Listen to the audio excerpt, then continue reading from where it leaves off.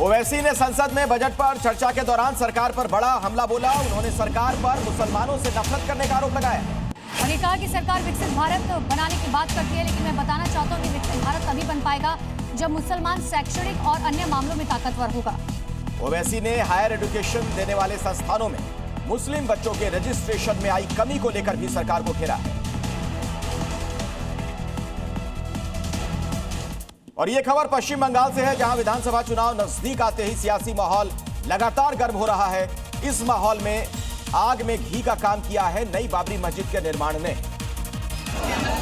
जनता उन्नयन पार्टी के संस्थापक हुमायूं कबीर ने मुर्शिदाबाद के बेलडांगा में नई बाबरी मस्जिद के निर्माण की शुरुआत कर दी है। इसके साथ ही हुमायूं कबीर बाबरी यात्रा शुरू करने जा रहे हैं। वो नदिया जिले के पलाशी से उत्तर दिनाजपुर जिले के इटाहार तक 265 किलोमीटर की यात्रा करेंगे। हुमायूं कबीर ने कहा कि वो मुस्लिम वोटों को एकजुट कर राज्य में बीजेपी को सत्ता में आने से रोकेंगे। वहीं उन्होंने मुख्यमंत्री ममता बनर्जी को चुनौती देते हुए कहा है कि अब उन्हें मुस्लिम वोट नहीं मिलेंगे। अगली खबर बरेली से है, जहां पर बुलडोजर एक्शन हुआ है। अवैध निर्माण को ध्वस्त किया गया, झोपड़ी और घरों का अवैध हिस्सा गिरा दिया गया। चौपड़ा चौराहे से इस्लामिया बाजार तक ये बुलडोजर एक्शन हुआ है।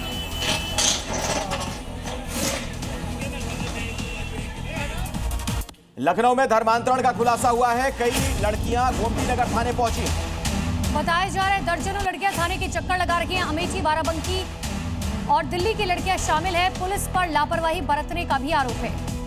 हिंदू संगठनों में भारी नाराजगी बताई जा रही है। थाने में इंसाफ की गुहार लगाई गई। दिल्ली के पीरागढ़ी फ्लाईओवर पर खड़ी कार में एक साथ 3 शव मिलने से सभी चौंक गए। अब इस मामले में तांत्रिक कमरुद्दीन की साजिश का खुलासा हुआ है। दिल्ली में 3 हत्याओं के आरोपी तांत्रिक कमरुद्दीन को 5 दिन की पुलिस हिरासत में भेज दिया गया है। आरोप है कि कमरुद्दीन ने पैसों के लालच में हत्या की साजिश रची थी।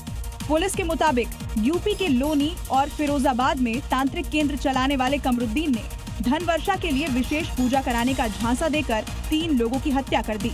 घटना वाले दिन कमरुद्दीन ने मृतकों को पूजा के नाम पर शराब, कोल्ड ड्रिंक और जहर मिले लड्डू खिलाए। जब तीनों की तबीयत बिगड़ने लगी और वो बेहोश हो गए तो तांत्रिक 2 लाख कैश लेकर फरार हो गया। खबर है देहरादून से, जहां पर एनकाउंटर के बाद एक शूटर की गिरफ्तारी की जानकारी सामने आ रही है। हत्याकांड का ये आरोपी शूटर, इसका साथी हालांकि गिरफ्तार कर लिया गया है। जवाबी फायरिंग में बदमाशों को गोली लगी। लाडपुर के जंगल में ये मुठभेड़ हुई है। तिब्बती मार्केट में हत्याकांड को अंजाम दिया गया था। हत्याकांड का शूटर साथी सहित अरेस्ट हुआ है।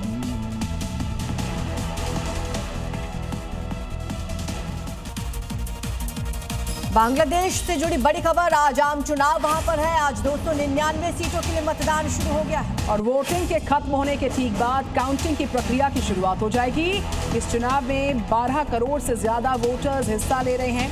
चुनाव के लिए 10 लाख के करीब सुरक्षा बलों को मौके पर तैनात किया गया। 50% से ज्यादा पोलिंग बूथ सेंसिटिव घोषित किए गए। अगली खबर बांग्लादेश से ही, वहां पे इलेक्शन का दिन आज है और आज ये चुनाव हो रहा है। उसमें वोटिंग से पहले एक वीडियो सामने आ गया है। इसमें रात के वक्त बड़े पैमाने पर बैलेट पेपर पर स्टैंप लगाई जा रही है। ये वीडियो ढाका के वार्ड नंबर 43 का है। इस दौरान वहां पुलिस भी मौजूद है। वीडियो में कुछ बहस और टकराव भी नजर आ रहा है।